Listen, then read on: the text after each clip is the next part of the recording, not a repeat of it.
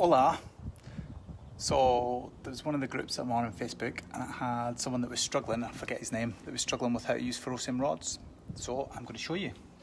It's actually one of these things that's a skill that you've got to do over and over so you get to grips with it. So I'm going to show you a couple of different ways how you could do this. Hopefully it'll make it a lot easier for you. Now, I've got a lot of students, when I see them doing this, the real common, the number one thing that people do to screw this up is the way that they strike this. Oh. Never work with kids and the wind. Right, give me a second, let's get that set up again. Hey guys, we've got Ginger Bushcraft and Nino Antonino. How you doing, guys? Right, just give me 2 seconds to get this set up again. Hopefully the wind won't be quite as strong. I'll tell you what I might do. Let's see if this works that way. Yeah, that probably works a bit better, doesn't it? Cool, right, we'll do it this way. So you won't be able to see me much, but you'll be able to see my hands, which is a good bit. Right, so flint and steel, ferrocium rod, whatever name you call them. Basically in here, you've got ferrocium, which, if I run this down, you'll see in a second, it gives off sparks. All variations on the theme. You can actually buy ferrocium rods off eBay for not much at all. You can get one probably that size for, change it a couple of dollars. And how they basically work is when you run something sharp down them, so the back of a knife, or in this case it's just an old hacksaw blade. Hey Ricky Smith, how you doing? Donald Barnett, hello, thanks for joining. Oh, let me just sort this again. I should probably practice this a little bit more before I did this. But hey, let's see where we go. Right, so what most people do is when they do this, they do that and they move their hand. And the biggest single trick I can give you to get this working for you is when people use their hand, especially when you've got a load of tinder and you've got stuff down here that you're doing, when people move the hand with the steel in it rather than the flint, they do this and they knock it. So when they get a tiny little spark, they end up either knocking it out or they move all the tinder.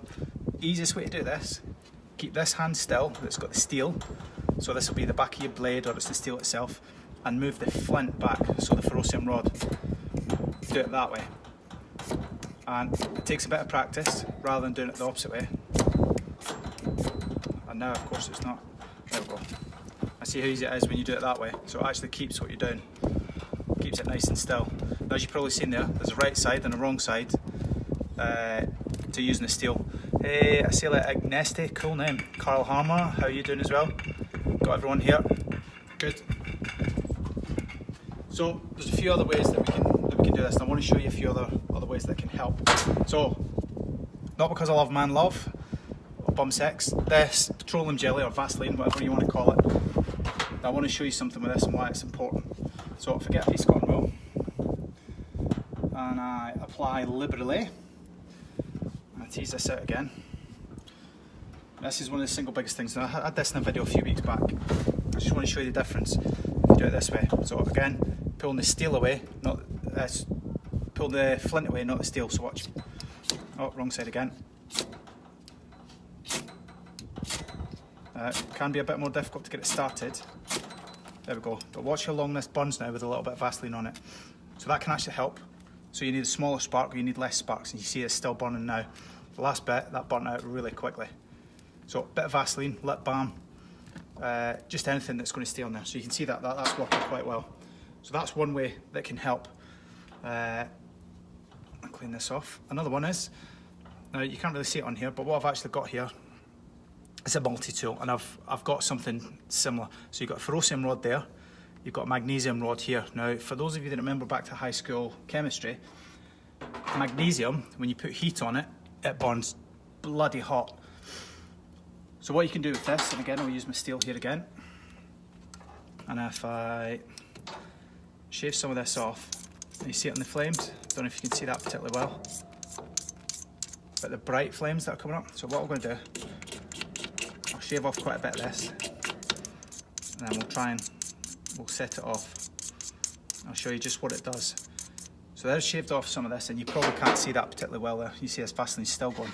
So you see the difference, just a little bit of Vaseline and petroleum jelly makes. Right, so we've got a little bit of that there. Let's see if we get a bit of cotton wool, if we can make this light quite well. So let me get my Vaseline again. So I'll put some of this on. cotton wool, and what I'm going to do is I'm going to stick as much as I can of this magnesium on here. So what this does is this allows it to burn a lot hotter. So if you get a tiny little spark, you've got your tinder. So you can't really see that, but there's Vaseline on there, and there's magnesium. So let's see what happens when we do the two of them together. See, that's still burning with the Vaseline. Big difference, isn't it? Well worth doing. Hey Steve, how you doing? Right, let's try this again, and I'll show you the difference now. Hopefully we'll get this magnesium to burn. What I've actually got, and you can get this off eBay, Amazon, a few places like this. You can get magnesium ribbon, which is easier because you can just wrap a chunk round. Hey David McConnell, how you doing? So if you get the magnesium ribbon, and it costs pennies. I mean, I think you get change out of about $3 or $4 for a strip that's maybe 10 feet long. And what that does is you can actually wrap it around, or you can put it in your tinder and it works. You see this Vaseline still going. Right, let's try this again. Right, I don't know if you can see those little sparks that were going. It's not so good with the shavings, but what that does is it gives it a little bit. There you can see a little bit sort of sparking off it, but you probably can't see that on the camera actually. What it does, there you go. You see those different flames. So that's burning quite hot now in the middle there when those go. You see it's getting a dark smoke off it now. That's not for the Vaseline, that's coming from the magnesium. So you can see quite a difference there. So there's one thing. Another thing that can help you is, let's see if I can tease this out.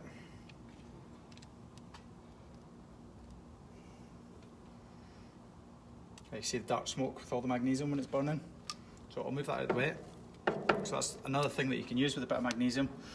Shame it's not a great, it's not great with the camera, but I'll show you. So another thing that you can use, doesn't have to look like this, is a kid's pencil sharpener. Now, I was laughed at the first time I mentioned this, having it in my survival kit. I had a tiny little pencil sharpener.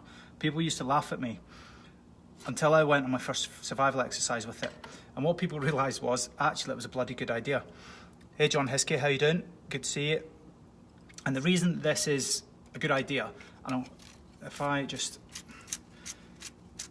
get some shavings out here with it. Oh. Now, this is not for pencils out in the wild. What you use this for is you get a small stick, and you do something very similar. So when you get all these shavings with a small stick that's similar to the diameter of that, you've got absolutely brilliant tinder now. And this can burn really quickly and really well. And it allows you to get that fire started, to get those first few bits of flame that you can then put the rest of your tinder on. So I'll show you just how good this is going to work in a second. Now obviously I'm using a kid's pencil, but there are other ways to do it. One other thing that I've seen used in survival exercise, I've not done it myself, is people have taken kids' crayons for the same thing because it's wax. So you put a bit of wax in and it burns just that little bit more, and it helps out. Let's get a little bit more and then I'll show you how well this is going to work, or not. I might go disastrously wrong because I'm doing a Facebook Live. So there we go. Right, so I've got a load of the pencil shavings there. So what we'll do is we'll get a piece of cotton wool, tease it all out. Now that's a really important thing as well when you use cotton wool. Hey John McCann, not John McCain, that'd be somebody different. How you doing? Thanks for joining us. So with the cotton wool, tease it out. I've seen so many people with this, is you just leave it in one big chunk and then wonder why it doesn't really light. The more you tease this out, the quicker this is likely to catch fire. So if we get the two of these and we kind of combine them, and I'm going to use the Vaseline just, if nothing else, just to help this stick. Vaseline's got so many good properties for survival. And every time I go out and exercise and I've got one of these, people laugh at me thinking I'm hoping for a bit of loving in the middle of the night with my Vaseline, but it's not the case. It actually really helps. So there we go. I'll use that just to stick everything. I use Vaseline all the time when I'm on exercise, not for anything other than lighting fires, because it just takes the stress out of it for you. One of the things I had to do in my survival instructor's course, the first thing they make you do is light fire, but without anything. You've literally got to rub two sticks together. You've got to do a rescue fire as well, which is pretty scary. So it can be seen from an aircraft from miles and miles and miles away. Right, let's see how this goes. Now hopefully the cotton wool underneath should catch. The Vaseline should keep it going, and then the pencil shavings on top should work. And I'll tell you what I'm going to do, just for shits and giggles, I'm going to put a little bit of magnesium shavings on it as well.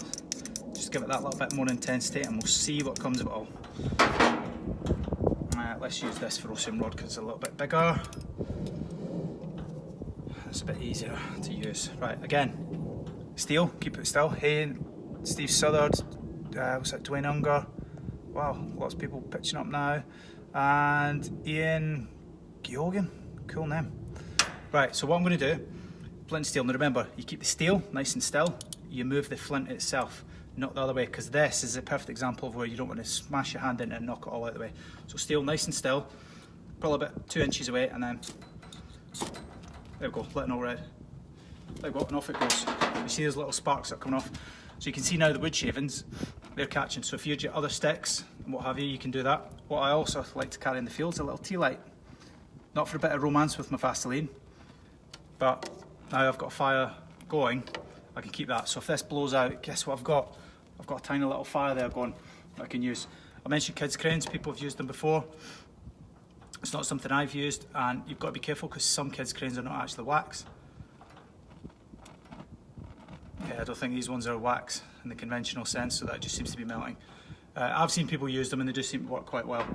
And it's entirely up to you how you want to use it. So you can see now that that's burning quite well, and it's going like a fair actually, which is pretty good. So that's another way that you can light fire. You can see how long this is going to burn for. This could burn for quite a while actually, quite happily. It's just one of those things that you need to just be careful with, because although it's burning now, very quickly it can actually burn itself out, and that's definitely not something that you want. Yeah, so that wood's caught. So if you had all your other tinder, all your other sticks and bits and pieces that you want to put there, you could get those going now. So I'm going to move this out of the way, and then I want to show you one last thing that can help. So let's get that out of the way. So I've got a piece of cotton wool here, but this is not for the faint-hearted, and this is something I wouldn't recommend doing all the time, but as an option. Hey Caesar, how you doing? It's definitely an option, but one I'd be very careful about doing is a little bit of black powder. So that's just a normal 556. Let's see how we got on with this. Doing this live, never worked with kids, animals or black powder. Right, let's see what happens here.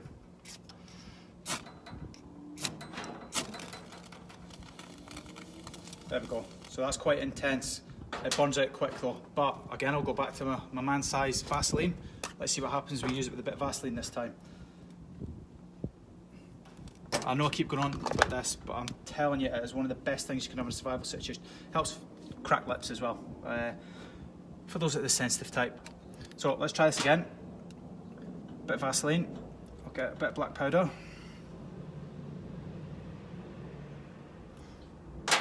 And we'll do it all again. Now obviously if you combine this with things like magnesium as well, so we'll go the full hog here. Let's get a bit of magnesium. Now I was saying about magnesium, if you can get the magnesium strips, life can be so much easier, because you could just put a big strip in the middle there, and then when that takes, that's a lot of heat. So if you've got slightly thicker wood, it will hopefully catch at the same time. So right, let's get this party going then. Oh, too much Vaseline on me now. Right, now watch with black powder. So if you had all your tinder on there that was already stacked up, you can see how quickly, how well it's going to burn. So black powder's gone, and there you go. You've got the Vaseline burning now. So that's going to burn for a good length of time.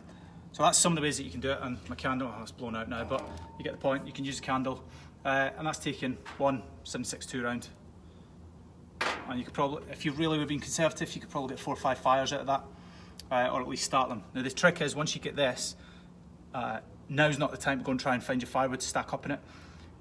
Get however much firewood you think you need, and then get 10 times as much, because you always need a hell of a lot more than you actually put out to begin with. So you start small to big. So as I said with the pencil shavings, so you start off really small. The sticks, if you can, you shave them. So we're looking for wood that's kind of that thin, that small. You're not looking for anything bigger than that. That's the stuff that'll burn easily to begin with. And then get some bigger bits, more and more and more, lay them up, and as the fire gets bigger, put bigger pieces on. Ideally, you want stuff enough that will keep you going for about an hour. So at least once the fire's gone, if you can get bits that are about an inch thick and get them burning, then what that means is, even if the fire goes out, you will hopefully have embers and everything that's there that you can then use to restart the fire subsequently, unless obviously it rains. Now, my survival course, I'm going to show you two other things that you can use for fire. Now, I'm really putting myself on the line here because this is something I have not done in years, and I'm going to do this live. Hey Chad Osborne, how are you? So, right, I've got my sunglasses on. I'm going to go and try something, and this is going to go one of two ways. It's either going to be a resounding success or an absolute unmitigated disaster. So let's see how we got on here. Right, I'll tell you what, we'll do it just up here in the aircon unit. Right, let's see if you can see me here. Can you see what I'm doing? Yeah, good. Right, kids magnifying glass. So all we're doing is you're getting the sun, and you're trying to concentrate it. So it's on. And you're trying to get the smallest spot that you can, which is always easier said than done. But once you get that to a certain point, hopefully, and again I'm doing this live, so this is probably an unmitigated disaster.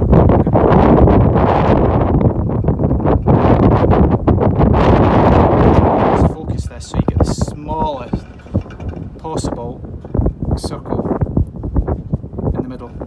I've probably got my arm in the way, I've just realised, so let's see if this is going to go. This is pressure, people. Let's see if this is working. I've got my Vaseline on here again. Just changing colour.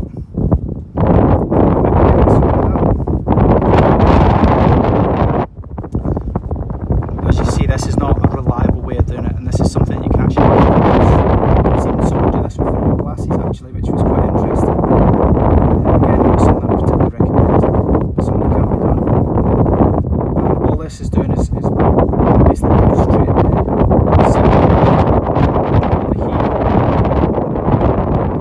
energy from a tiny little point. I could keep messing around with that and it would work, but I'm not going to do that. As you can see, it's not an easy thing to do, and I can't really see what I'm doing with this bright sunlight. But so that's basically all I've got in terms of lighting fires. The biggest thing with flint and steel, where people make the mistake, is they will move their hand that's doing the striking with the steel. So that's the blade, that's not the ferrocium rod, and they push that towards it, and they knock over all their tinder and everything that's there. You keep that hand still, and you pull the ferrocium rod or the flint backwards, and then the sparks are forced forward. They're not going to go everywhere. Use Vaseline, get a man-sized tub of Vaseline. Don't be shy, gents. Get yourself to the pharmacist, get yourself to the supermarket, get the biggest one you can. Or worst case, if you're really that shy, get one of the smaller ones, one of the tiny little tins. That's normally what I take in the field because you don't need a lot. And get practicing with the flint and steel. Also, if you really want to make things a little bit more easy for yourself further down the line, then get some magnesium ribbon. It costs a couple of bucks on Amazon and eBay, but it can help out a lot. Anyway, that's it for me today. Hopefully you liked it. Give me some comments, let me know what you think, and I'll see you for the next one. Bye.